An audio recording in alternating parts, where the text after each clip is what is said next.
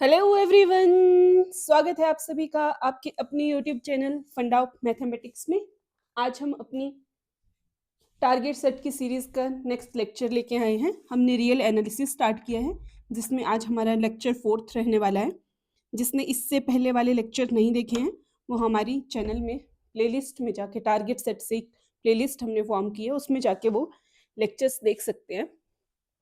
सो आज की video start करते हैं। सीरीज एंड सीक्वेंस जो हमारा रियल एनालिसिस का एक बहुत ही इंपॉर्टेंट पार्ट है, उसमें से हमने सीक्वेंस स्टार्ट किया है। इससे पहले हमने डिस्कस किया था कल लिमिट पॉइंट्स ऑफ सीक्वेंस के बारे में, तो आज हम वहीं से अपना नेक्स्ट लेक्चर जो है वो स्टार्ट करेंगे। सो स्टार्ट करते हैं। हमने डिस्कस किया था लिमिट्स पॉइंट के बारे में। हमारे लिमिट पॉइंट्स क्या रहते हैं, हमने इसमें डिस्कस किया था कि अगर कोई पॉइंट एल है उसे हम कब लिमिट पॉइंट बोलते थे, अगर उसके नेबरहुड में हमारे पास इनफाइनाइटली मैनी नंबर्स या infinitely many points of sequence आते थे, तो ये हमारा लिमिट पॉइंट ऑफ सीक्वेंस बन जाता था। इसे हम डिनोट करते थे एल माइनस एप्सिलन और एल प्लस एप्सिलन के फॉर्म में। ये हमने डिस्कस किया था। जैसे कोई अगर हमारे पास पॉइंट है 1 और 2, अगर किसी सेट के 1 की नेबरहुड में इनफाइनाइटली मैनी पॉइंट्स आ रहे हैं तो 1 उनके लिए लिमिट पॉइंट हो जाएगा। ये हम डिस्कस कर चुके हैं। जिसने ये वीडियो नहीं देखी है वो हमारे चैनल में टारगेट सेट से एक प्लेलिस्ट है, वहां पे जाके उस वीडियो को देख सकते हैं। So moving to the next, अब आज हम प्रॉपर्टीज के बारे में डिस्कस करेंगे कि हमारी जो प्रॉपर्टीज है लिमिट पॉइंट की वो क्या क्या प्रॉपर्टीज रहती हैं। तो इसमें फर्स्ट प्रॉपर्टी है बेटा, if a term of sequence an is repeated infinitely many times then the term is the limit point of an। अब ये क्या बोल रहा है कि अगर कोई सीक्वेंस है an, उसकी कोई टर्म अगर इनफाइनाइटली मैनी टाइम्स रिपीट हो रही है तो वो टर्म उसके लिए क्या हो जाएगी, उसका लिमिट पॉइंट हो जाएगी। अब इसके लिए एग्जांपल ले लेते हैं। जैसे हमारे पास सीक्वेंस an को हम ले लेते हैं सीक्वेंस 1, जो कि क्या आता था हमारे पास 1 1 1 अप टू सो ऑन। तो इसमें हमारा लिमिट पॉइंट क्या आ जाता है बेटा, एक ही बार हमारा जो 1 है वही एक टर्म हमारी इनफाइनाइटली मैनी टाइम्स जो वो रिपीट हो रही है, तो ये क्या आ जाएगी हमारे पास, लिमिट पॉइंट आ जाएगी सीक्वेंस an का। ओके, सो नेक्स्ट जो हमारे पास सेकंड प्रॉपर्टी है वो क्या बोल रही है, all a limit point of a sequence may not belong to the sequence. अब ये क्या कहना चाहती है कि जो लिमिट पॉइंट है सीक्वेंस का, जरूरी नहीं है कि वो लिमिट पॉइंट जो वो सीक्वेंस में लाए करें।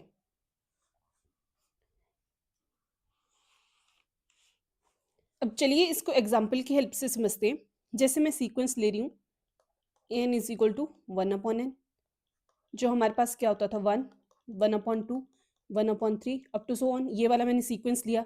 अब बेटा इस सीक्वेंस की रेंज क्या आ जाती थी हमारे पास, रेंज क्या आ जाती थी, किसको अप्रोच कर रहा होता था ये 1/n को, और ऑल n क्या बिलोंग करते हैं n को। तो हमारे पास लिमिट क्या आ जाती थी, लिमिट ऑफ रेंज क्या आ जाती थी हमारे पास, किस पॉइंट की ओर टेंस करती थी, ये 0 के ऊपर। जैसे मैं आपको बताती हूँ, अगर हमारे पास नंबर लाइन पे हम ड्रॉ करते हैं, ये हमारा 0 है, ये 1 है, फिर हमारे पास नेक्स्ट आता था 1/2 1/3 1/4, और इसी तरह ये जाते जाते जाते जाते 10 किसके ऊपर करते थे, 0 के ऊपर। तो 0 क्या बनता था हमारा लिमिट पॉइंट, क्योंकि 0 के ही नेबरहुड में हमारे पास इनफाइनाइटली मैनी पॉइंट्स आ रहे हैं। अब 1 के नेबरहुड में तो नहीं आ रहे हैं, क्योंकि 1 से तो 1/2 काफी दूर है, तो नेबरहुड तो बिल्कुल पास वाले एरिया होता है। तो 0 की नेबरहुड में जो इस साइड की राइट हैंड साइड वाली नेबरहुड है, उसमें हमारे पास इनफाइनाइटली मैनी टर्म्स आ जाती थी सीक्वेंस की, तो हमारे पास 0 क्या हो जाता था, लिमिट पॉइंट हो जाता था। अब 0 हमारे पास लिमिट पॉइंट क्या आ रहा है, हमारे पास 0 आ रहा है, लेकिन हमारा जो सीक्वेंस है an, उसमें कौन कौन से पॉइंट है 1 1/2 1/3 अप टू सो ऑन।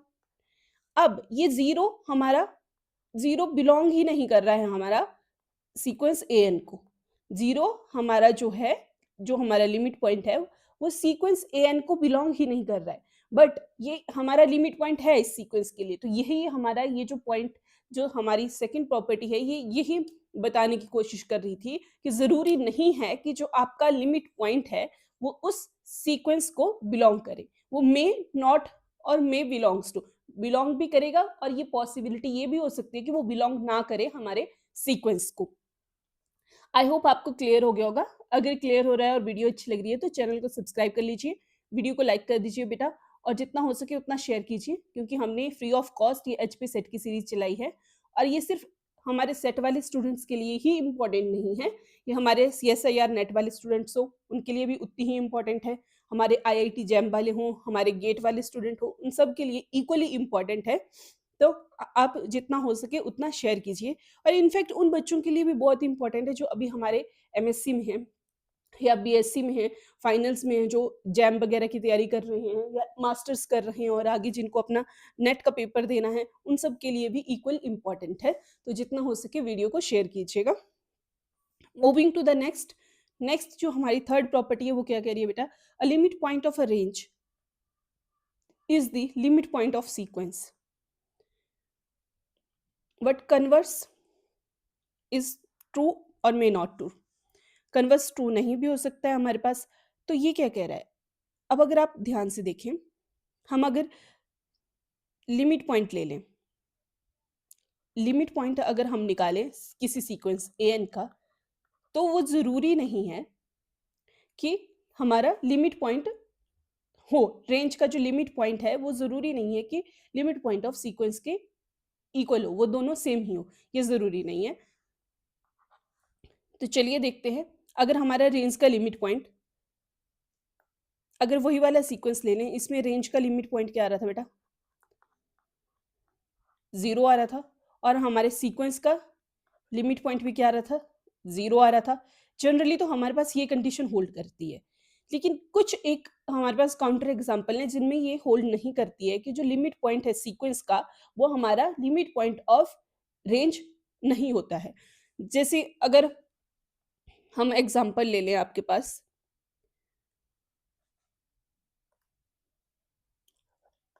इस तरीके से सीक्वेंस ले लें हम, तो यहाँ पे रेंज में हमारे पास सिंगलटन सेट फॉर्म हो रहा है, ये हमारे पास रेंज आ रही है, और हमारे इस सीक्वेंस ए एन का लिमिट पॉइंट क्या आ रहा है बेटा? लिमिट पॉइंट क्या आ रहा है हमारा? Limit point of a n क्या आ रहा है हमारे पास? 1 आ रहा है। लेकिन सी जो रेंज है हमारे पास, रेंज में हमारे पास एक ही वैल्यू आ रही है। अब इसमें क्या रहता है बेटा? अगर रेंज में हमारे पास एक ही वैल्यू आ रही है, जैसे मैं प्रॉपर एक बार लिख लेती हूँ ताकि आपको कंफ्यूजन ना रहे।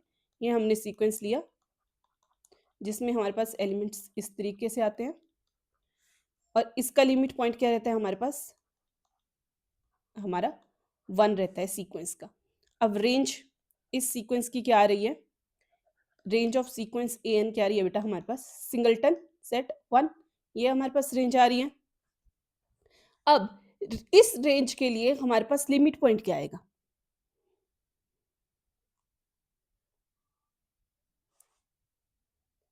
अब इस रेंज के लिए हम हमारा लिमिट पॉइंट निकाल ही नहीं सकते, क्योंकि हमारे पास एक रिजल्ट है कि फाइनाइट रेंज के लिए हमारे पास लिमिट पॉइंट नहीं निकलती है। लिमिट पॉइंट नहीं निकलती, ये आपने ध्यान रखना है कि जो फाइनाइट रेंज होती है हमारे पास, उसके लिए हमारे पास लिमिट पॉइंट नहीं निकलती। तो ये दोनों, इसके लिए तो लिमिट पॉइंट 1 आ रही है, लेकिन रेंज के लिए लिमिट पॉइंट 1 नहीं आ रही है। रेंज के लिए लिमिट पॉइंट एग्जिस्ट नहीं कर रही है। तो हमें क्या मिल गया? जो सिंगलटन सेट है उसके लिए नहीं एग्जिस्ट कर रहे, तो हमें क्या मिल गया कि ज़रूरी नहीं है कि जो हमारा लिमिट पॉइंट है रेंज का वो हमारे सीक्वेंस के लिमिट पॉइंट के इक्वल हो, क्योंकि हमारा सीक्वेंस का लिमिट पॉइंट तो हमें मिल गया था, लेकिन हमारे पास रेंज के लिए हमारा लिमिट पॉइंट एग्जिस्ट ही नहीं कर रहा था। तो इस तरीके से ये प्रॉपर्टी हमारी होल्ड करती है, और ये छोटी छोटी जो प्रॉपर्टीज होती है ना बहुत इंपॉर्टेंट रोल प्ले करती है। जब हमारे पास एमसीक्यूज या एमएसक्यूज आते हैं, वहाँ पे ये स्टेटमेंट्स लिखी रहती है और हम सोचते हैं कि हाँ अगर इसके लिए लिमिट पॉइंट है तो वो दूसरे के लिए भी एग्जिस्ट करेगा, और वहीं पे हमारी जो वो मिस्टेक रह जाती है, जिसकी वजह से हमारा क्वेश्चन हमें गलत हो जाता है। नेक्स्ट क्या रहा है? Does there exist a sequence with no limit point? अब ये मैंने थोड़ा क्वेश्चन के फॉर्म में लिख दिया, तो इसका आंसर हमारे पास डेफिनेटली यस है कि हाँ, हमारे पास ऐसे सीक्वेंस भी होते हैं जिनके पास कोई लिमिट पॉइंट एग्जिस्ट नहीं करता है।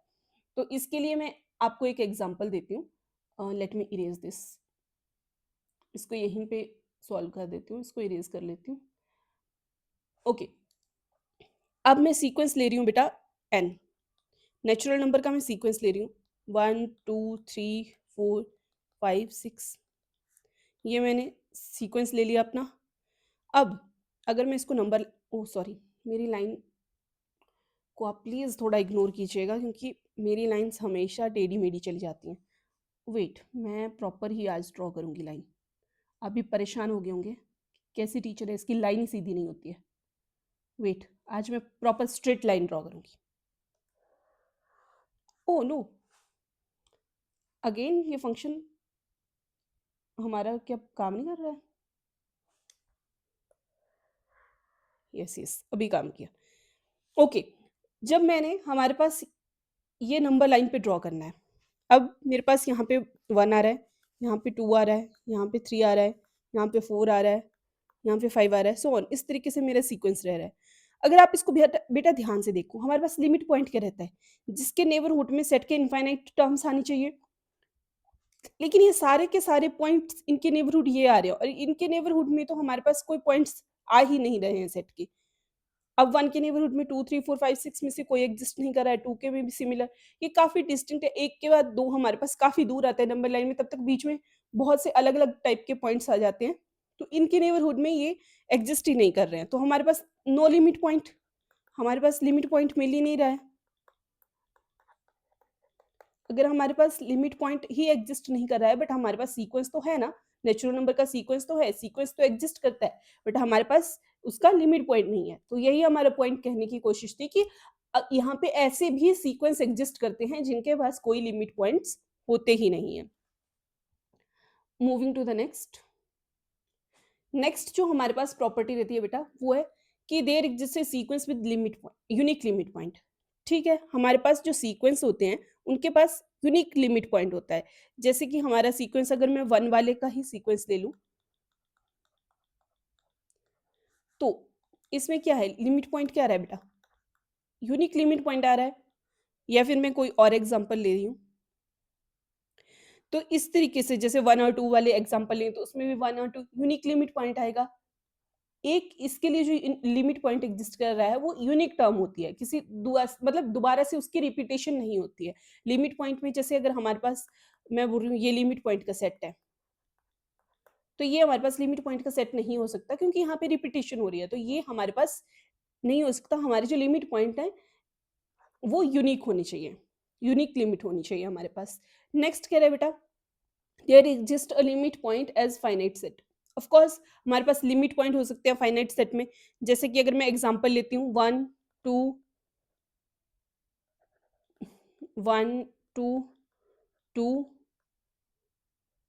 3 3 3 4 4 4, तो यहाँ पे मेरे पास जो लिमिट पॉइंट आ रहे हैं बेटा वो क्या आ रहे हैं, 1 2 3, ये मेरे पास लिमिट पॉइंट आ रहे हैं। अगर मैं सेट को यहीं पे 4 पे बंद खत्म कर दूं तो मेरे पास ये लिमिट पॉइंट आ रहे हैं, और ये सेट है एक टाइप की यूनिक, हमारे पास टर्म्स आ रही हैं, यूनिक सेट फॉर्म कर रहा है, फाइनाइट सेट फॉर्म कर रहा है, तो ये हमारे पास क्या आ रहा है, लिमिट पॉइंट आ रहा है। यही हमें बोलने की कोशिश की गई थी कि हमारे पास ऐसे पॉइंट्स एग्जिस्ट करते हैं जिनके लिए जो लिमिट पॉइंट है वो एक फाइनाइट सेट की तरह, ऐसे सीक्वेंस एग्जिस्ट करेंगे जिसमें लिमिट पॉइंट एक ना होके 2 3 लिमिट पॉइंट हो और वो एक फाइनाइट सेट बनाए। फर्दर जो नेक्स्ट हमारी प्रॉपर्टी है वो क्या कह रही है, there exist a sequence countably infinite number of limit points. अब हमारे पास ये बोल रहे हैं कि ऐसा सीक्वेंस एग्जिस्ट करता है जिसके countably infinite number of points आते हैं। तो इसके लिए मैं इस तरीके का सीक्वेंस ले सकती हूँ बेटा,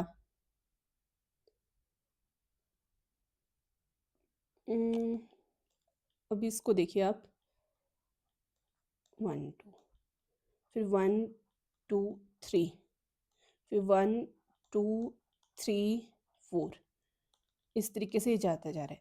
तो इस सीक्वेंस में क्या हो रहा है बेटा, लिमिट पॉइंट क्या आ रहे हैं, लिमिट पॉइंट क्या था, 1, वो भी इनफाइनाइट टाइम जा रहा है, 1 1 1 1 1 इनफाइनाइट टाइम जा रहा है। 2 2 की भी वैल्यू 2 2 2 हर बार रिपीट हो रही है, इनफाइनाइट टाइम जा रही है 2 की भी। 3 की भी वैसे जाती जाएगी, 4 की भी वैसे ही जाती जाएगी।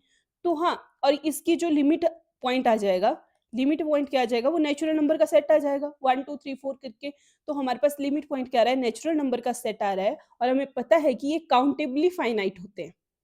ये हमारे काउंटेबली फाइनाइट होते हैं। वैसे तो इन्फिनिटी तक जाते हैं तो इसे हम फाइनाइट कैसे कहेंगे, लेकिन ये काउंटेबली फाइनाइट होते हैं, क्योंकि इसकी हर एक इमेज की प्री इमेज, हर एक इमेज के लिए हमारे पास, एलिमेंट के लिए इमेज हमारे पास रियल नंबर में बन जाती है, और रियल नंबर के लिए ये प्री इमेज का काम करता है। तो नेचुरल नंबर के रिस्पेक्ट में हम सेट को काउंटेबल कंसीडर करते हैं। तो ये जो हमारा सेट होता है, ये काउंटेबली इनफाइनाइट होता है।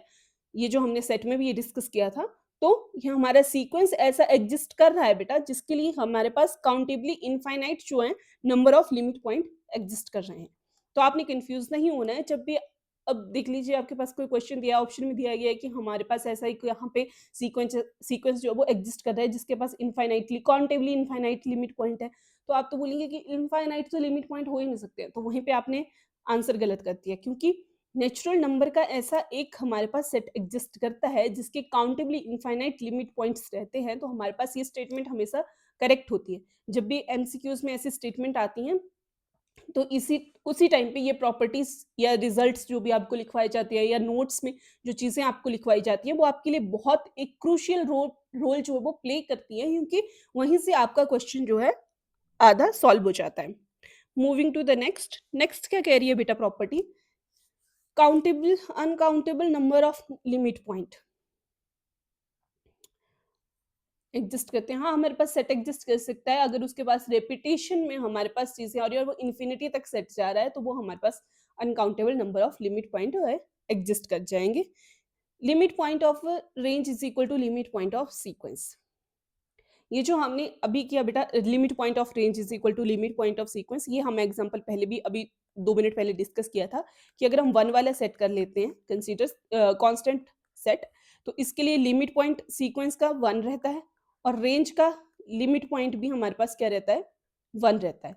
तो हमारे पास ये वाला जो सीक्वेंस है, इसके लिए हमारे पास रेंज और सीक्वेंस का लिमिट पॉइंट क्या आ जाता है, हमारे पास इक्वल आ जाता है। ये इंपॉर्टेंट रहता है हमारे पास रिजल्ट। नेक्स्ट जो रिजल्ट है वो क्या कह रहे हैं बेटा, every bounded sequence has at least 1 limit point. अब ये क्या कह रहे हैं कि कोई अगर हमारे पास बाउंडेड सीक्वेंस है, तो उसके पास एटलीस्ट 1 लिमिट पॉइंट तो एग्जिस्ट करना ही चाहिए। और ये स्टेटमेंट अपने आप में करेक्ट है कि अगर हमारे पास कोई बाउंडेड सीक्वेंस है, तो उसके लिए हमेशा हमारे पास लिमिट पॉइंट जो है वो लाई करेगा। जैसे बाउंडेड सीक्वेंस है, या हमारा 1 1 1 वाला भी हो सकता है, या फिर मैं बाउंडेड सीक्वेंस ले लेती हूँ अपना -1 ले लेती हूँ।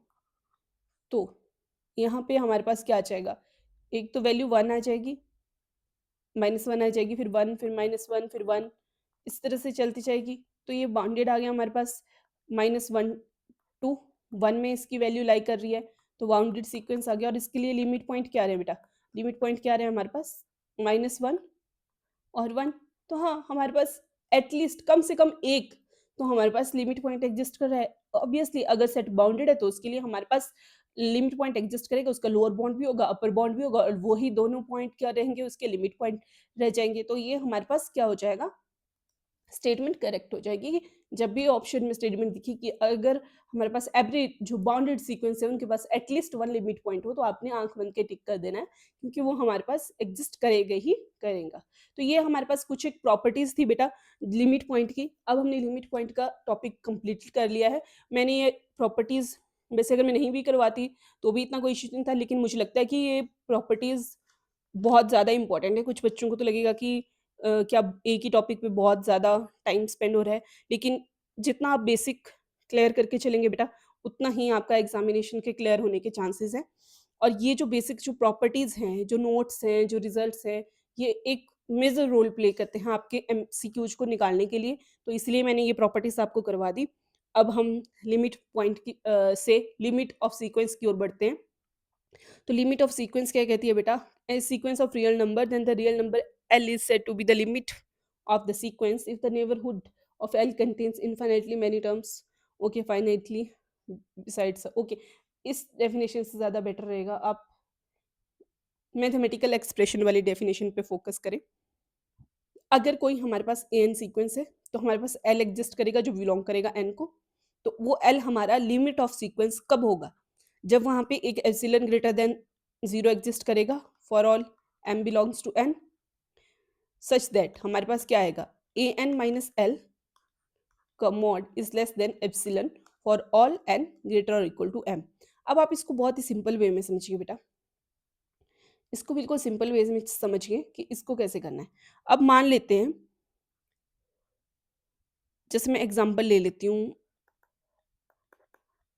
सीक्वेंस 1/n का। इसमें मेरे पास टर्म्स आ रही हैं इस तरीके से।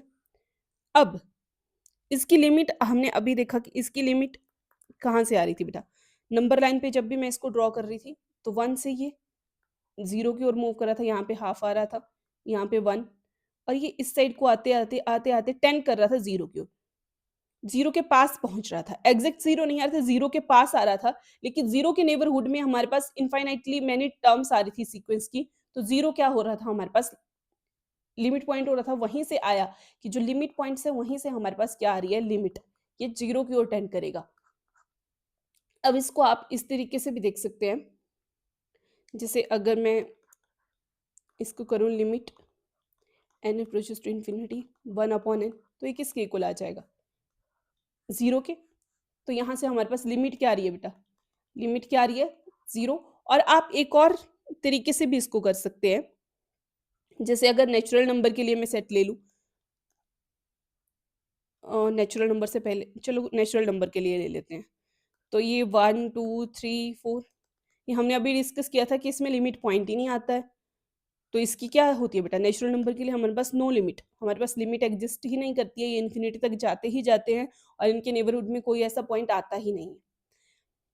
आपने एक चीज ध्यान रखनी है बेटा कि जो लिमिट होती है हमारी किसी पॉइंट की, यहाँ पे एक नोट लिख लीजिए आप, नोट है आपके लिए, limit implies limit points, but converse may not be true, may not be true। Converse may not be true का मतलब क्या है कि लिमिट पॉइंट जरूरी नहीं है कि लिमिट हो। आपकी जो लिमिट होती है वो हमेशा लिमिट पॉइंट रहती है बेटा, लेकिन लिमिट पॉइंट जो होते हैं वो जरूरी नहीं है कि वो लिमिट हो। अब इसको मैं आपको समझाती हूँ। इसके लिए आपको एक चीज पता होनी चाहिए, यहाँ पे मैं स्टेटमेंट इसी स्टेटमेंट के आगे लिखवाती हूँ ताकि आपको ज्यादा क्लियर हो जाए। हमारी लिमिट क्या रहती है, हमने लिमिट पॉइंट निकालना सीखे थे ना, तो यहीं से एक शॉर्ट ट्रिक से आप समझ लिए कि यूनिक लिमिट पॉइंट, जितने भी हमारे पास यूनिक लिमिट पॉइंट होते हैं इज इक्वल टू लिमिट। जितने भी यूनिक लिमिट पॉइंट होते हैं वो हमारी लिमिट होती है सीक्वेंस की, बट यूनिक होने चाहिए।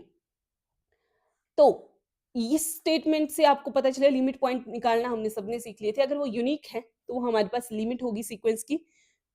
तो अब आपको ये वाले इस वाली स्टेटमेंट से ये वाला पॉइंट क्लियर हो जाएगा कि हमारी जो लिमिट होती है वो लिमिट पॉइंट तो होती है, हमेशा लिमिट पॉइंट होगी, लेकिन जरूरी नहीं है कि सारे के सारे जो लिमिट पॉइंट हैं वो हमारी लिमिट हो, क्योंकि अगर रेंज वाले लिमिट सेट में हमारे पास यूनिक एलिमेंट नहीं है तो जरूरी नहीं है कि वो हमारी लिमिट हो, क्योंकि हमने क्या कहा, अगर यूनिक होगा, अगर यूनिक लिमिट पॉइंट होगा तभी वो हमारा क्या होगा, लिमिट होगा। आई होप आपको ये क्लियर हो गया होगा।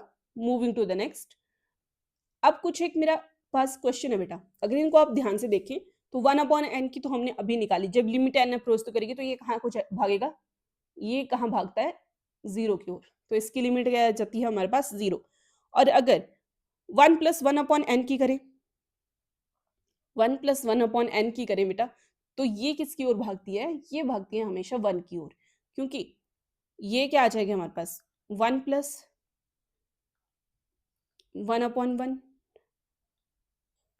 फिर ये आ जाएगा हमारे पास, नेक्स्ट क्या आ जाएगा 1 + 1/, तो इस तरीके से ये आगे को फर्दर मूव करती जाएंगी, ये तो टेंड्स हो जाएगी 0 पे, और ये चले जाएगा हमारे 1 पे, तो ये जो फंक्शन है हमारा, ये हमेशा 1 की ओर भागने की कोशिश करता है। इसका लिमिट पॉइंट क्या रह जाता है, हमारे पास 1 रहता है। लिमिट क्या आ जाती है हमारे पास, इसकी लिमिट पॉइंट नहीं अब यूज करेंगे, अब लिमिट निकाल रहे हैं हम सीक्वेंस की, तो लिमिट क्या आएगी हमारे पास 1। अब ये जो नेक्स्ट एग्जांपल है बेटा, इसको आपने ध्यान से देखना है, इसको हमने किस तरीके से सॉल्व करना है, और ये तो डिफिकल्ट बना है और इस तरीके के आपको एग्जाम में देखने को भी मिलते हैं। और अब आप इसको देखेंगे तो आपको लगेगा नहीं, अब लेवल कुछ हाई हो रहा है और मजा भी आ रहा है क्वेश्चन करने का। लिमिट क्या कर दूं मैं बेटा, limit n raise to power infinity कर दूं अगर मैं, तो मेरे पास क्या जाएगा 1 plus 3n+2 raise to power n है, इसकी इन्फिनिटी की तरफ जा रहे हैं, तो ये तो मेरे पास बेटा 1 raise to power infinity form बन गई। अब मेरे पास 1 raise to power infinity form बन रही है, तो अब इसको मुझे किस तरीके से सॉल्व करना है, तो limit e raise to power n tends to infinity चली जाएगी हमारे पास, हमें एक्सपोनेंट को इंट्रोड्यूस करना पड़ेगा, तो ये क्या आ जाएगा, तो ये जो n है ये आपका क्या आ जाता है बेटा फ्रंट में, और यहाँ पे बाकी टर्म आप वैसे ही लिखिए 1 + 3n+2 और साथ में कीजिए -1। जब आप -1 करेंगे तो ये 1 से ये कैंसिल हो जाएगा और हमारे पास क्या बचेगा बेटा, हमारे पास बचेगा n, अंदर बचेगा 1 3n+2।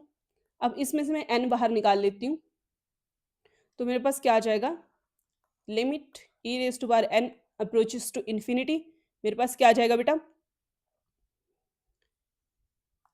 उस n के लिए मैं एक डिनोमिनेटर वाला n बाहर निकाल रही हूँ, तो नीचे वाली टर्म से यहाँ पे 3n था, n बाहर निकल गया और यहाँ पे 2 था, तो 2 के नीचे मेरे पास क्या आ जाएगा बेटा, n आ जाएगा, n से n कैंसिल आउट हो जाएगा हमारे पास, limit e raise to power n approaches to infinity, तो ये क्या आ जाएगी मेरे पास, e रेज टू पावर 1/3 किसके इक्वल आ जाएगी ये बेटा, e रेज टू पावर 1/3, क्योंकि यहाँ से ये तो 0 हो जाएगी ये वाली टर्म, और मेरे पास कितना बच रहा है 1/3, तो e रेज टू पावर 1/3 मेरे पास क्या आ जाएगी, इसकी लिमिट आ जाएगी, लिमिट ऑफ सीक्वेंस कितनी आ गई मेरे पास, e raise to power 1/3। Interesting था ना क्वेश्चन, इंटरेस्टिंग था। आपने सिर्फ इस टर्म को लेके सॉल्व किया, हमने एक्सपोनेंट को इंट्रोड्यूस किया था, तो e raise to power n tends to infinity आ रहा था, तो ये वाली टर्म भी e की पावर में ही आनी थी, लेकिन मैंने सिर्फ इस वाले टर्म को सॉल्व करके आपको दिखाया ताकि आपको पता चले कि किस तरीके से सॉल्व करना है, और e रेज टू पावर हमारे पास कितनी वैल्यू आ रही है 1/3। तो आप यहाँ से आइडिया लगा सकते हैं कि कितनी डेप्थ ऑफ द क्वेश्चन पूछ ली जाती है हमारे पास। ऐसा नहीं है कि बहुत इजी ही क्वेश्चन आपको देखने को मिलेंगे 1/n और n -1 raise to power n, इतने सिंपल आपको एग्जाम में नहीं देखने को मिलते हैं। अब ये जो नेक्स्ट वाला है, एक और एग्जांपल ले लेते हैं बेटा। आप लिखिए एग्जांपल, सीक्वेंस लिखिए 1 + -1 raise to power n upon n raise to power n। अब इसको कैसे करेंगे, तो ले लेते हैं, अगर मैं limit n tends to infinity कर रही हूँ बेटा, तो यहीं से देख के आपको पता चल जाएगा कि अगर इन्फिनिटी आ रही है तो ये तो 1 raise to power infinity form बन रही है, 1 raise to power infinity form बन रही है ना। तो अब इसको कैसे करेंगे, इसको वही लेके चलेंगे, e raise to power n tends to infinity, तो हमारे पास क्या आ जाएगा, n को बाहर ले आएंगे हम, तो यहाँ से क्या आ रही है हमारे पास term 1 + -1 raise to power n upon n -1 से 1 कैंसिल आउट हो जाएगा, यहाँ से n से हमारे पास कितना बचेगा, n × -1 raise to power n, मैं ऊपर ही कट कर देती थी, लेकिन मैं आपको थोड़ा लिख के दिखा देती हूँ ताकि आपको क्लियर हो जाए। यहाँ से n कैंसिल आउट हो जाएगा बेटा, हमारे पास क्या बचेगा -1 रेज़ टू पावर n, और यहाँ से e रेज़ टू पावर ये जो पावर आ रही है तो हमारे पास क्या आ जाएगा, e की जब 1 पावर होगी तो हमारे पास e एक तो जाएगा e रेज़ टू पावर 1, और दूसरी वैल्यू क्या रहेगी हमारे पास, एक तो ये या फिर e रेज़ टू पावर -1, यही वैल्यूज आ रही है हमारे पास, क्योंकि ये सारा एक्सपोनेंट के पावर में जाता है ना बेटा। तो हमारे पास 2 यूनिक लिमिट्स जो वो एग्जिस्ट कर रही है, एक e रेज़ टू पावर 1 और एक e रेज़ टू पावर -1, मतलब नो यूनिक, हमारे पास कोई यूनिक तो एग्जिस्ट ही नहीं कर रही है। अगर हमारे पास यूनिक वैल्यू एग्जिस्ट ही नहीं कर रही है तो मतलब हमारे पास क्या आ जाएगा, लिमिट डजंट एग्जिस्ट। अगर यूनिक वैल्यू नहीं आएगी, आपके दो लिमिट्स आ रही हैं, तो लिमिट एग्जिस्ट ही नहीं करेगी। तो इस तरीके से आपने अपने क्वेश्चंस को जो है वो सॉल्व करना है। जब भी आपने एग्जाम में सॉल्व करना है तो इस तरीके से सॉल्व करना है। मूविंग टू द नेक्स्ट जो हमारा सब टॉपिक कह सकते हैं आप इसे, ये है कन्वर्जेंट सीक्वेंस। और ये बेटा आपको देखने को मिलता ही मिलता है एग्जाम में, आपको कन्वर्जेंट सीक्वेंस के ऊपर क्वेश्चन देखने को मिलते ही मिलते हैं। या तो स्टेटमेंट बेस इस पे आ जाएंगे या फिर कन्वर्जेंस निकालने पे आ जाएंगे। वो हम सीरीज में आते हैं, वो टेस्ट आएंगे, आगे पढ़ेंगे अभी उसको। पहले आप समझिए कि कन्वर्जेंट सीक्वेंस हमारे पास रहता क्या है। एक सीक्वेंस को हम जब कब कन्वर्जेंट बोल सकते हैं, if limit of sequence exist, उसकी क्या करनी चाहिए बेटा, लिमिट एग्जिस्ट करनी चाहिए। अगर लिमिट एग्जिस्ट कर रही है तो वो कन्वर्जेंट होगा। हमने अभी देखा ना कि अगर हमारे पास लिमिट हम कहते थे कि n टेंड्स टू इन्फिनिटी है, ये जा रहा है 0.1 की, तो मतलब इस पॉइंट पे जाके खत्म हो रही है वो चीजें, इस पॉइंट की ओर जाके मर्ज कर रही हैं, इस पॉइंट पे कन्वर्ज कर रही हैं। तो जो अगर हमारी लिमिट एग्जिस्ट कर गई, लिमिट एग्जिस्ट कर गई बेटा, तो हमारा कन्वर्जेंट हो जाएगा। सीक्वेंस क्या हो जाएगा, कन्वर्जेंट सीक्वेंस। अगर लिमिट एग्जिस्ट कर गई तो कन्वर्जेंट को हम इस तरीके से लिखते हैं CGT, तो हमारा सीक्वेंस क्या हो जाएगा, कन्वर्जेंट हो जाएगा।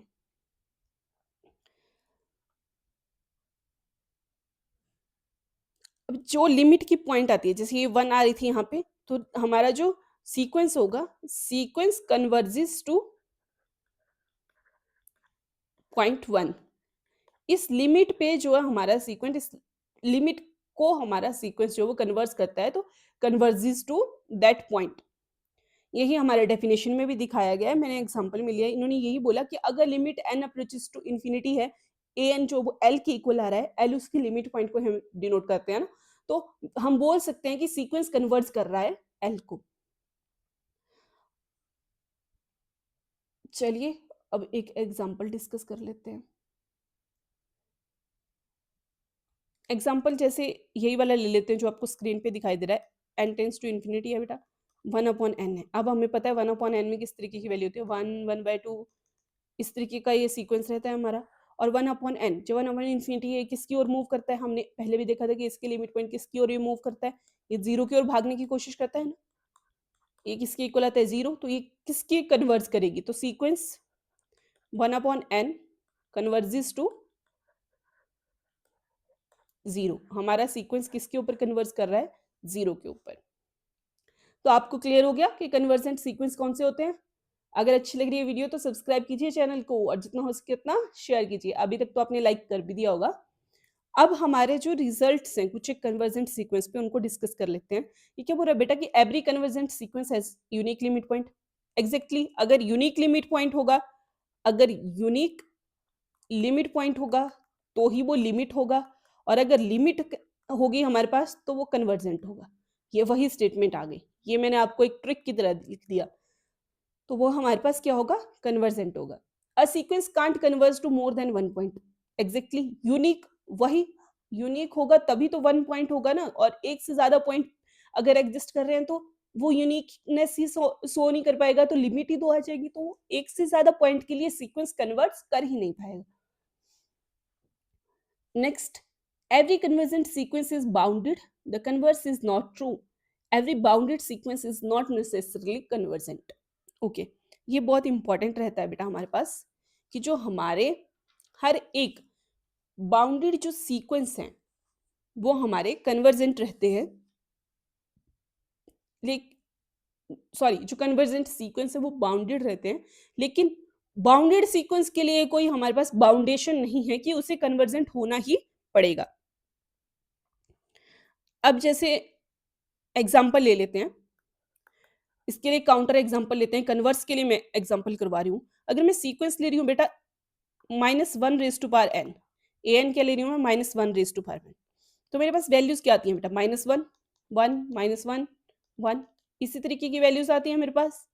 और यहाँ से मेरे को दो लिमिट पॉइंट मिल जाते हैं, -1 और 1, इनके बीच में ये बाउंडेड होता है, तो बाउंडेड तो है, सेट बाउंडेड तो है हमारे पास। अब अगर बाउंडेड है तो क्या कन्वर्जेंट होगा, पर यहाँ पे दो लिमिट पॉइंट आते हैं ना, -1 और 1, यूनिक लिमिट पॉइंट नहीं होता है, तो ये हमारे पास क्या हो जाएगा, नॉट कन्वर्जेंट। अगर यूनिक लिमिट पॉइंट नहीं एग्जिस्ट कर रहा है, अगर लिमिट ही एग्जिस्ट नहीं करेगी, तो वो बाउंडेड भी होगा तो भी क्या हो जाएगा, वो हमारा कन्वर्जेंट नहीं होगा। तो जो कन्वर्जेंट सीक्वेंस होते हैं वो तो बाउंडेड होंगे ही होंगे, क्योंकि उनके लिए यूनिक लिमिट एग्जिस्ट करती है, और जब लिमिट एग्जिस्ट करती है वो बाउंडेड भी होंगे। लेकिन बाउंडेड के लिए कंडीशन नहीं है कि ज़रूरी नहीं है कि वो कन्वर्ज करे, वो कन्वर्जेंट हो। इसके लिए हमने ये काउंटर एग्जांपल देख लिया। Moving to the next. Next क्या है बेटा हमारे पास? नल सीक्वेंस। अब नल सीक्वेंस पता इसलिए इंपॉर्टेंट रहता है क्योंकि यहाँ से जो रिजल्ट निकलता है वो आपके काफी काम आने वाला है। अगर एक सीक्वेंस एन है उसे हम नल सीक्वेंस कहते हैं जब वो कन्वर्स करता है जीरो को।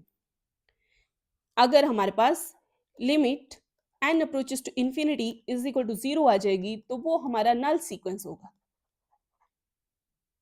यही रिजल्ट। अब यहां से जो मैं एग्जाम्पल से आपको रिजल्ट लिखवाऊंगी ना बेटा वो आपके लिए इंपॉर्टेंट है। तो यहां से वन अपॉन एन भी हमारा जीरो को कन्वर्स करता था, तो वन अपॉन एन स्क्वायर या one upon two raise to power n, ये सारे के सारे क्या आ गए बेटा हमारे पास?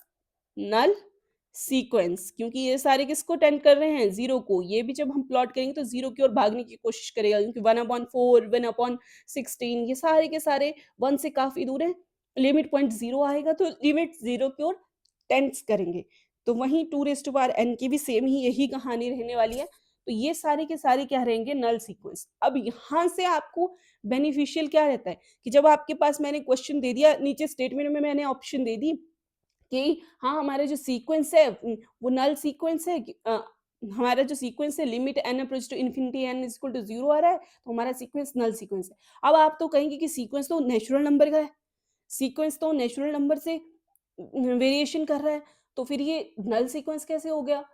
लेकिन ये नल सीक्वेंस होगा क्योंकि इसकी लिमिट जीरो को टेंड कर रही है। तो यहीं से आपका क्वेश्चन जो होता है वो करेक्ट हो जाएगा, अगर आपको ये वाली स्टेटमेंट पता रहेगी कि अगर जीरो पे टेंड कर रही है तो वो हमारा नल सीक्वेंस होता है।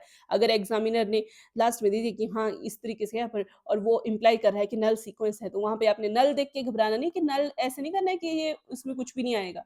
नो नो नो नो, इस तरीके से नहीं, क्योंकि वो लिमिट जीरो पे अप्रोच कर रहा है। इसका मतलब ये है सीक्वेंस में एलिमेंट्स तो आ रहे हैं ना बेटा इनफिनिट, बट सीक्वेंस जो वो टेंड किसकी ओर कर रहा है, कन्वर्स कहाँ पे जाके कर रहा है? जीरो के ऊपर। तो हमारे पास लिमिट जीरो आ रही है, तो ये हमारा नल सीक्वेंस हो जाएगा। आपने इस बात को ध्यान रखना है। ये रिजल्ट, ये छोटे छोटे रिजल्ट ही आपके लिए बहुत इंपॉर्टेंट रह जाते हैं। अब हमने कन्वर्जेंट पढ़ लिया, नल सीक्वेंस पढ़ लिया, अब आता है डाइवर्जेंट। अब कन्वर्जेंट पढ़ लिया तो डाइवर्जेंट भी पढ़ना जरूरी है। अब कन्वर्जेंट और डाइवर्जेंट की अगर मैं, चलो पहले डेफिनेशन करवा लेती हूँ फिर समझाती हूँ। अगर कोई मोनोटोनिकली और अनबाउंडेड सीक्वेंस है तो उसको हम डाइवर्जेंट सीक्वेंस कहते हैं। ठीक है, अनबाउंडेड अगर सीक्वेंस होगा तो वो हमारे पास डाइवर्जेंट आएगा। अगर उसके पास बहुत सारे लिमिट पॉइंट्स आएंगे, एक से ज्यादा लिमिट एग्जिस्ट ही नहीं करेगी, बाउंडेड भी नहीं होगा, इंफिनिटी की ओर मूव करेगा, तो वो क्या आ जाएगा? हमारा डाइवर्जेंट। डाइवर्जेंट हमारे हमेशा कहाँ पे भागता है? इंफिनिटी की ओर। अब इसको आप इस तरीके से समझिए बेटा, जैसे मैं ये ले रही हूँ एक पॉइंट, अगर कन्वर्जेंट होगा सीक्वेंस तो यहाँ पे मैंने एक पॉइंट ले लिया कोई ए पॉइंट, तो अगर सीक्वेंस कन्वर्जेंट है तो वो इस तरीके से हर एक वैल्यू उसकी कहाँ जाएगी? उस ए पॉइंट की ओर मूव करेगी, कन्वर्ज करेगी। और डाइवर्जेंट पे कहाँ जाएगा बेटा? अगर डाइवर्जेंट है तो यहाँ पे जितनी भी वैल्यूज है, चाहे यहाँ पे कोई पॉइंट बैठा भी है, वो सारी इधर उधर भागेंगी, किसी एक पॉइंट पे नहीं जाएंगी। डाइवर्स एरिया, कहीं पे भी वो वैल्यू कंटेन कर सकती है। तो ये क्या आ जाता है हमारे पास? डाइवर्जेंट। जैसे कहते हैं ना, थिंकिंग को डाइवर्जेंट रखो, किसी एक आइडिया की स्टिक नहीं करो।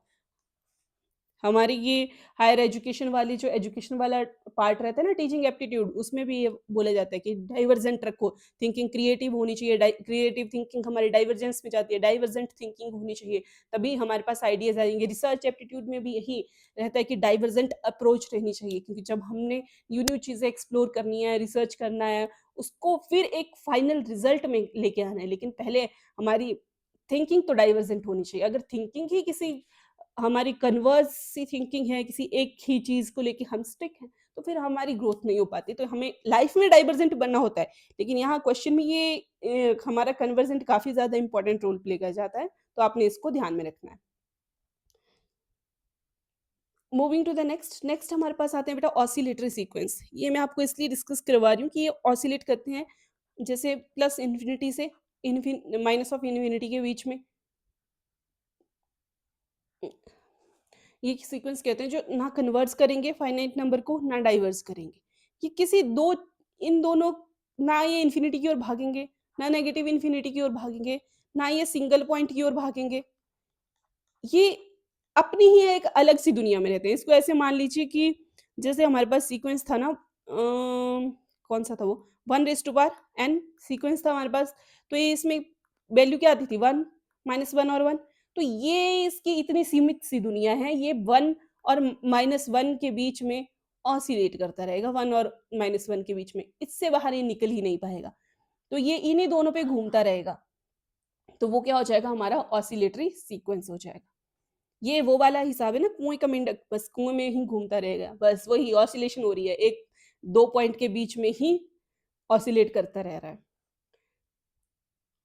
Moving to the next, next क्या कह रहे हैं बेटा?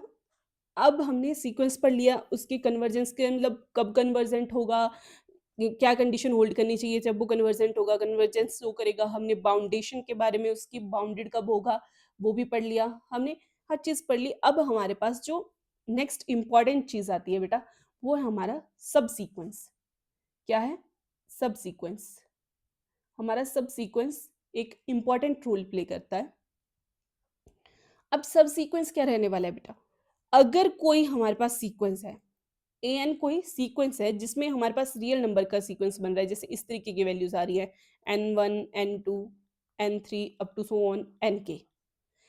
ये आपने इन्होंने लेस देन का हमने साइन लगाया ना डेफिनेशन में, इसका मतलब वो वाली कंडीशन सेटिस्फाई कर रहा है बेटा। ये f of n is less then f of n plus 1, वो वाली, बस बाकी कुछ नहीं है। ये ऐसा नहीं है, ये टर्म्स हमेशा हमें पता है ये स्मॉलर से हायर की ओर मूव करती हैं। बस वही टर्म्स हमारे पास क्या है, n1 n2 n3 up to so on nk। तो आपने कंफ्यूज नहीं होना है। बी ये कोई इंक्रीजिंग सीक्वेंस है बेटा नेचुरल नंबर का। तो अगर यहाँ पे a n1 a n2 a n3 a n4 up to so on a nk ऐसा कोई सीक्वेंस एग्जिस्ट कर जाए, तो ये क्या रहेगा, ये एज अ सब सीक्वेंस एग्जिस्ट करेगा हमारे सीक्वेंस an के लिए। अब इसको डेफिनेशन से इतना क्लियर नहीं होगा, मैं आपको एक छोटे से एग्जांपल से समझाती हूँ। अब देखिए बेटा, अगर मैं सीक्वेंस और नेक्स्ट स्लाइड पे करती हूँ थोड़ा। मान लो बेटा मेरा सीक्वेंस an है, तो a1 a2 a3 up to so on इस तरीके से जाता जाएगा, ये मेरा सीक्वेंस बनेगा। अब इसमें से a2n, 2n क्या रहता है बेटा, याद है ना? 2n हमारा इवन के लिए, 2n इवन और 2n प्लस 1 हमारा ऑड, ये याद रखने हैं, ये इवन के लिए। तो ये कितना आ जाएगा 2n, मतलब 2 इंटू 1, तो a2 टर्म आ रही है, a4 a6, ये कॉमा है बेटा, ये ऐसे 1 नहीं समझ लेना है आपने, ठीक है? a8 up to so on इस तरीके से जाता जाएगा, ये हमारा सीक्वेंस बन रहा है। तो ये सीक्वेंस, ये जो बड़ा वाला सीक्वेंस लिया था इसमें सारे टर्म्स आ रहे थे ना 1 2 3 4 अप टू सो ऑन, तो इसमें से 2 4 6, तो ये इसके लिए सब सीक्वेंस आ गया बेटा। ये इससे छोटा है ना, इसी के एलिमेंट्स का एक स्मॉलर सेट है, जैसे सेट और सबसेट होता था, वैसे सीक्वेंस और सब सीक्वेंस है। सेट में से ही हम छोटे सेट निकालते थे, ड्राइव करते थे, जिनको हम सबसेट कहते थे हमारे सेट के। तो उसी तरह सीक्वेंस जो एक कंप्लीट सीक्वेंस है, इसमें सारी टर्म्स आ रही हैं, उसमें से जो हमने इवन वाला निकाल लिया वो इसके लिए सब सीक्वेंस हो गया। अगर सिमिलरली मैं यहाँ पे 2n प्लस 1 वाला निकाल दूं बेटा, तो मेरे पास क्या आ जाएंगी, a3 a5 a7 a9 up to so on, इस तरीके की टर्म्स आ जाएंगी।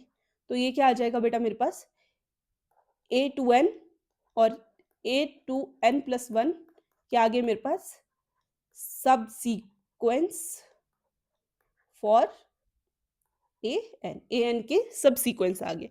आई होप अब आपको एग्जाम्पल से क्लियर हो गया होगा कि मैं आपको क्या कहने की कोशिश कर रही थी, कि हमारे पास अगर n के और ये an के, अब आपको ये क्लियर हो गया होगा कि सब सीक्वेंस हमारा क्या रहता है।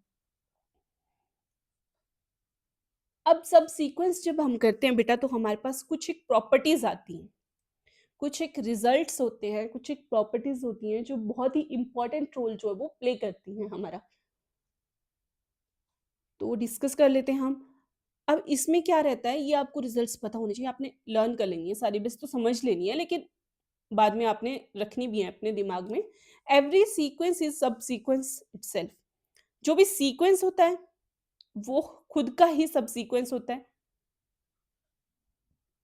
अब ये तो वो सही है ना, वो सेट वाले जैसे सेट वाले से समझा देती हूँ। ये होता था तो ये 1, 2, 3 उसका अपना सबसेट भी तो होता था ना।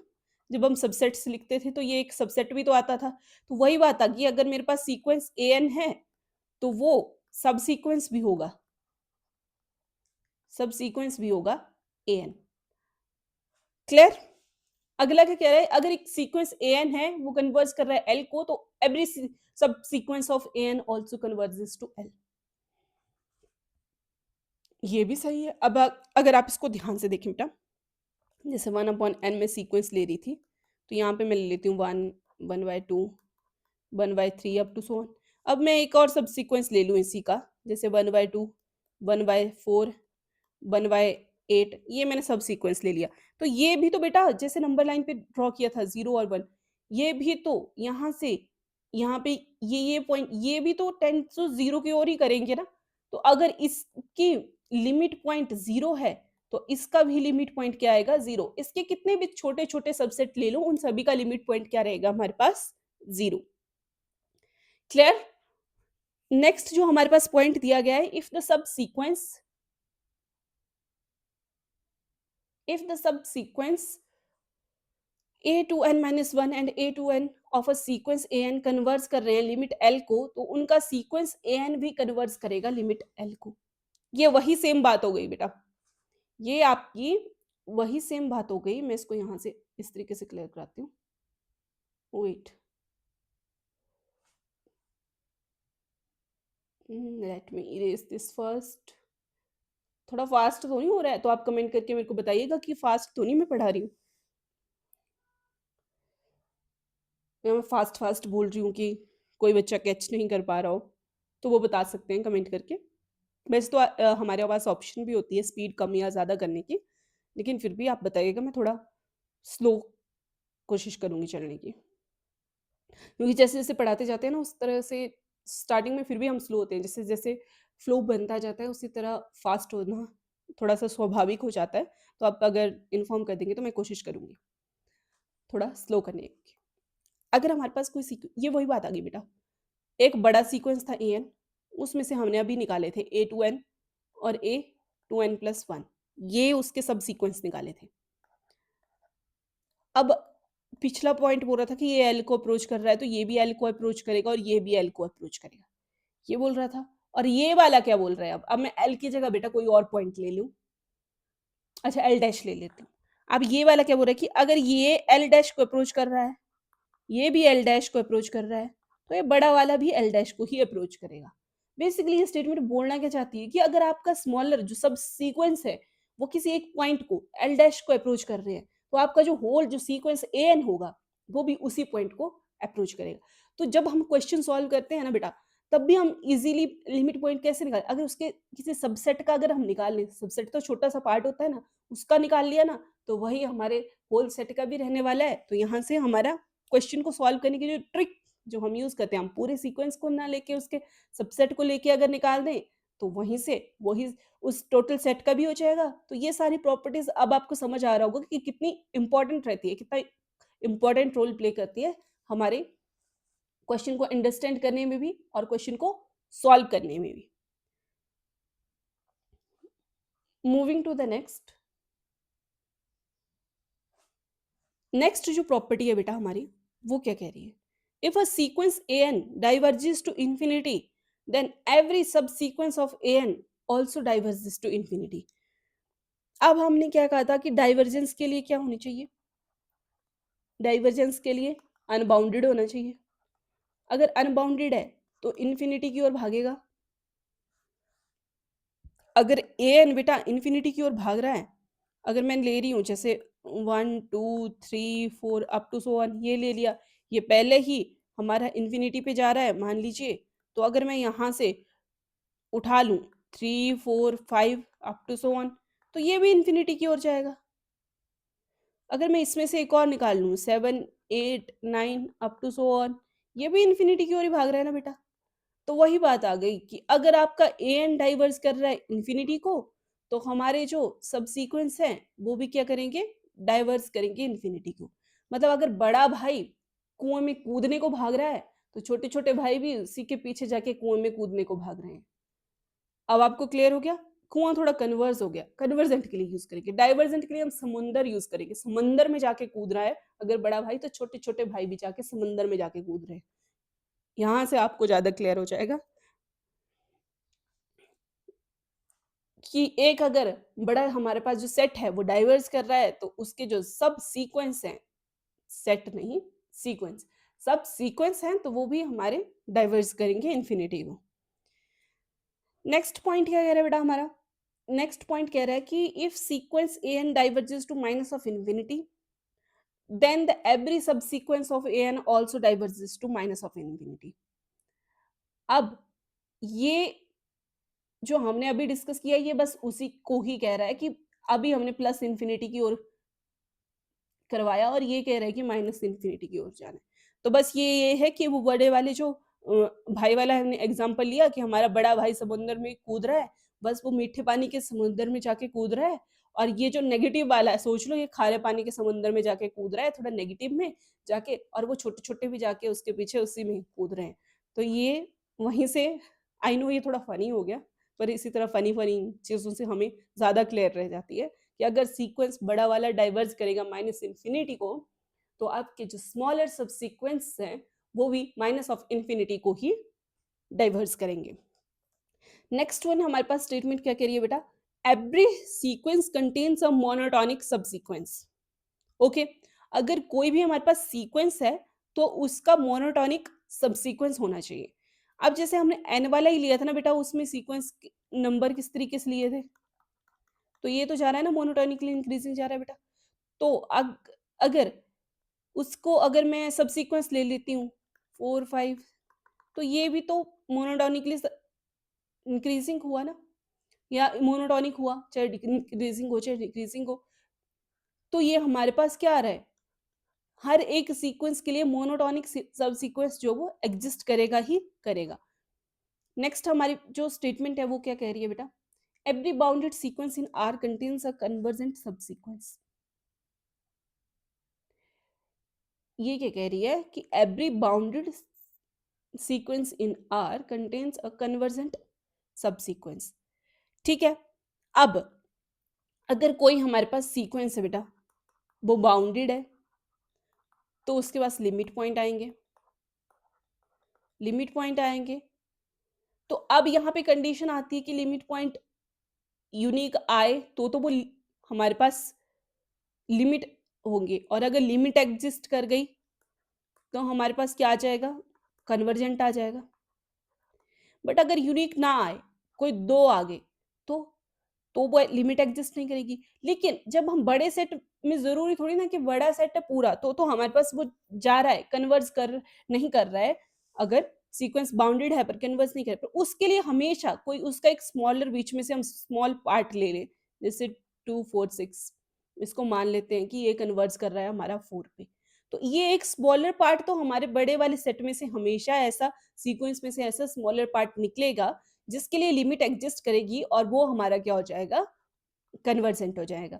तो जो हमारा सब सीक्वेंस रहेगा बेटा, सब सीक्वेंस क्या रहेगा हमारे पास, कन्वर्जेंट रहेगा।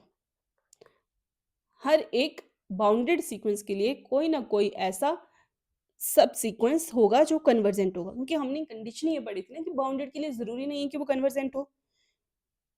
लेकिन अगर उसका सबसेट निकालते, वो तो कन्वर्जेंट हो सकता है, उसमें से अगर स्मॉलर पोर्शन को ले ले और वो किसी एक लिमिट को कन्वर्स कर रहा है, तो वो हमारे पास क्या आ जाएगा, कन्वर्जेंट आ जाएगा। तो ये कुछ एक हमारे पास सब सीक्वेंस के रिजल्ट थे। अब यहीं से मैं आपको एक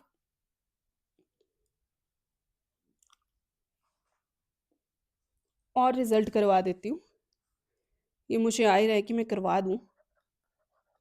रिजल्ट ऑफ सीक्वेंस, सीक्वेंस के रिजल्ट है बेटा ये। अब इसको ध्यान से देखिएगा, अगर हमारे पास मोनोटोनिक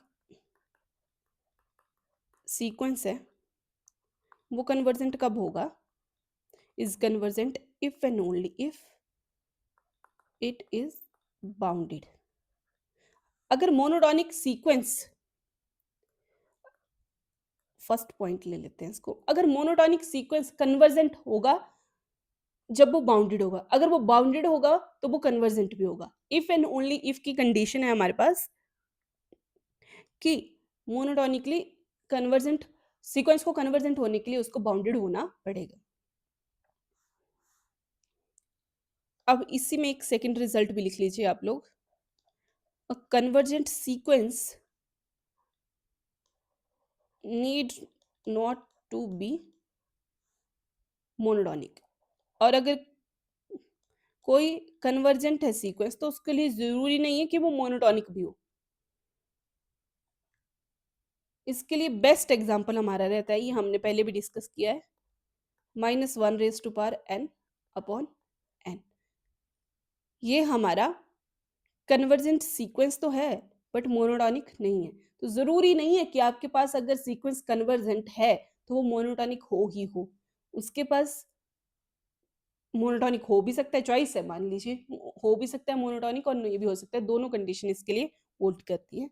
अब एक और रिजल्ट मैं आपको लिखवा देती हूँ, बस फिर इसके बाद हम अपने लेक्चर को रैप अप करेंगे। Third, monotonic sequence can have at most one limit point.